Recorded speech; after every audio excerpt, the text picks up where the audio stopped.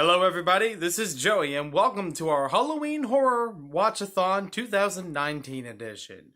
This is where I go through marathoning a whole bunch of Halloween or horror themed or thriller themed, anywhere in that kind of realm of movies and TV shows and specials, and give some thoughts about it in each of these videos. So, I wanted to start things off tame for this one, just to try to get into the atmosphere of it before I completely scare myself, staying up all night and can't sleep. I don't want to go straight into, cryptic horror stuff yet.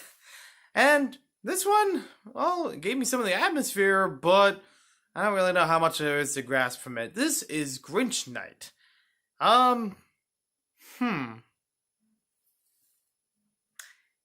I was actually wondering throughout most of this thing if Dr. Seuss actually wrote this, and it's credit to him at the end for the lyrics and screenplay, but if he actually did, not one of his best works. No, it just didn't feel right. It's about 25 minutes long. You can actually check it out on YouTube. There are several people who have re-uploaded it. I don't know if it's public domain or anything, but it is available to watch.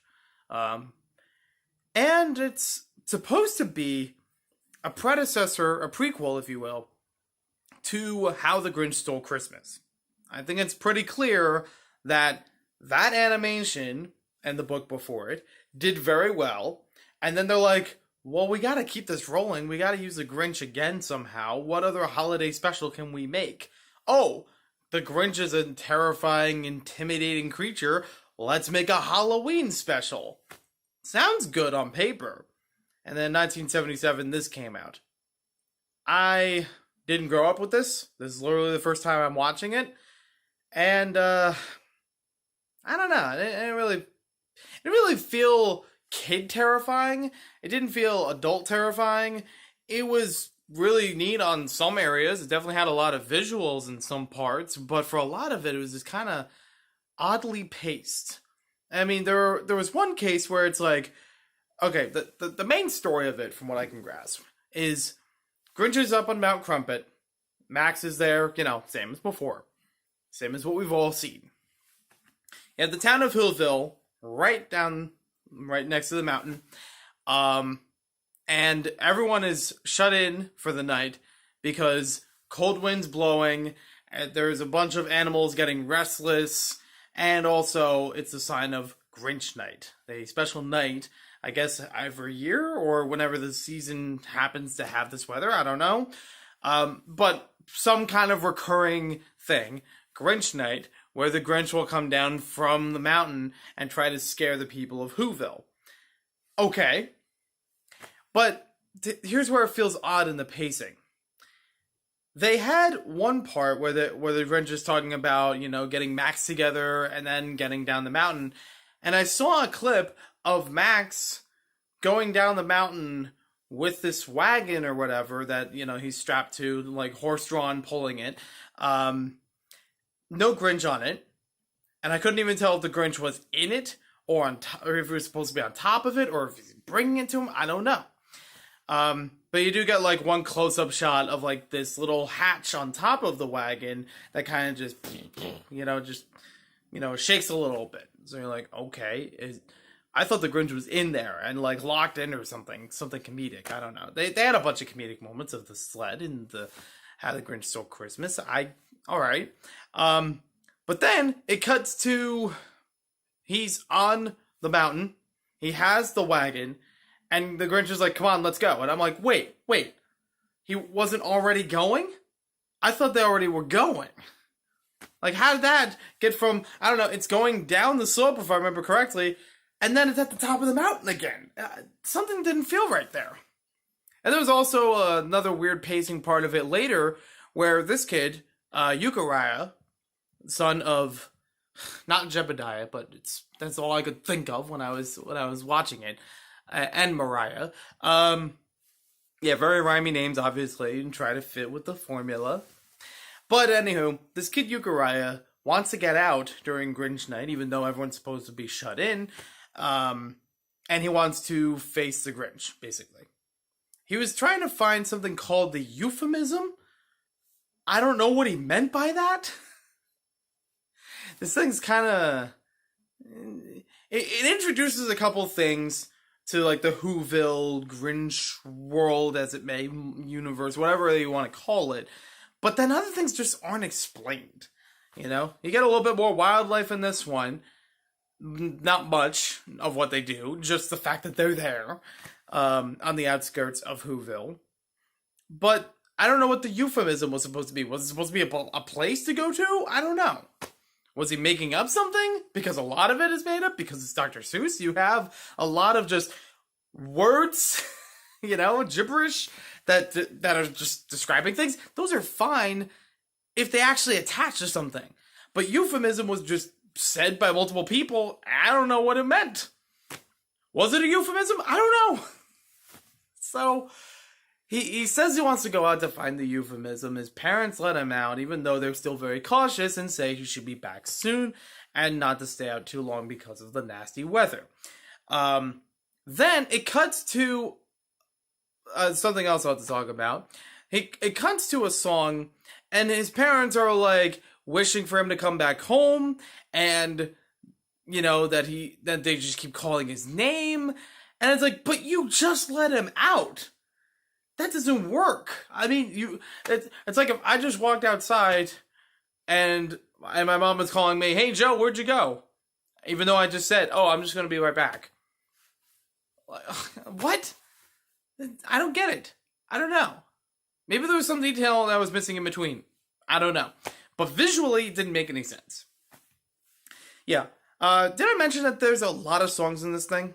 Like Broadway musical style of many songs. And not to knock Broadway musicals, I do like those. They are paced well in between those songs. They actually they make sense of why it's going from one thing to another. No, this one, majority of the time, it's just it's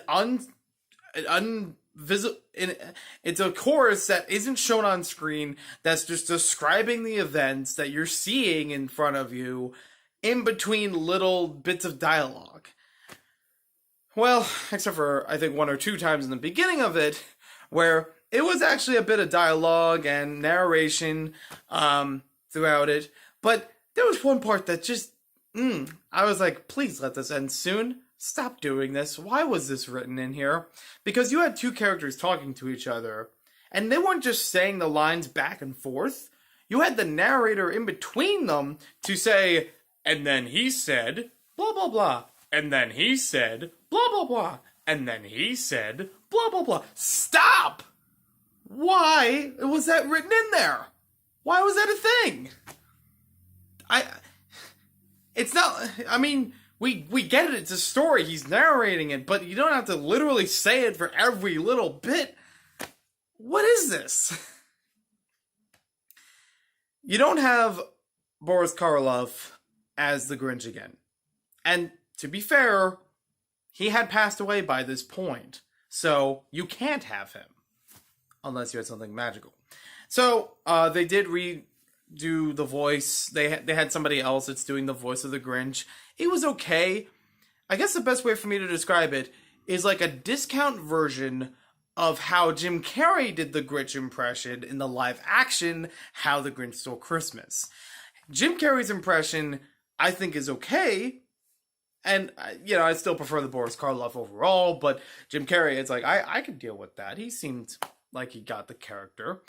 But this was like a step lower than that. I was actually doing 1 or 2 lines improvised while watching this.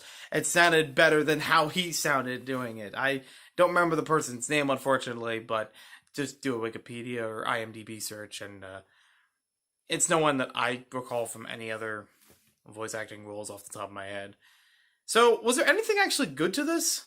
Well, there were some neat uses of colors here and there for the scenery. Towards the beginning, some parts later in it. It did feel cheap on animation. Like, the first minute in, I was like, wow, really skimped out here.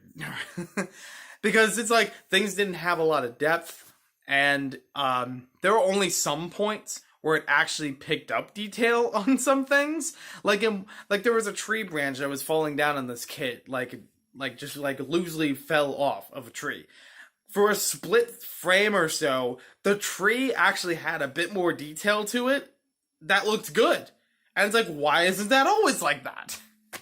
Then there was a point where there was like lightning striking and it was in the background, but you saw like through the flash, there was like a little bit of reflection or shadow or whatever the lighting was. It worked well. It wasn't just white. It was white, but surrounding like texture. You could tell there was texture there. And it's like, why just then? You know? So it did have a couple good moments of visuals. And I'd say probably the strongest point of visuals was when you actually got to meet the Grinch. I mean, this kid Uriah, he eventually finds the Grinch before he gets all the way down the mountain. And he says, I want to be scared the best that you can do, or something like that. I won't flinch, or something like that. And the Grinch literally is like Cat in the Hat, but for Halloween. I'm not even kidding. The Cat in the Hat had a big red box with Thing 1 and Thing 2 and presumably a bunch of other stuff in it. You know, all this fantastical stuff that he was in control of. And I'm not counting the Mike Myers live-action version, where it's like an entirely different world and goo and whatever. Even if you don't count that part and just count the animation or the book. That was his thing. That was a special thing he had with a lot more gadgets and gizmos. The Grinch, with this wagon, that latch that I was talking about in the beginning, if you open up the latch, it's like this whole surreal, spooky, scary world that presumably he was going to unleash on the Who's in the Whoville. So, there's that. And that was actually pretty cool. A lot of neat visuals and characters to it. They're pretty imaginative. There was one that was like coming towards the screen, and even though it was very wavy, it reminded me of Gumby because he's just so wobbly and such.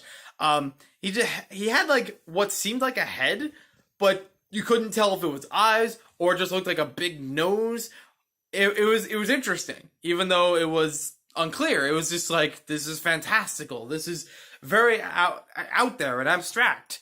A couple of scenes here and there with just pairs of eyes that would flash into frame, like some, like 3 or 4 at once.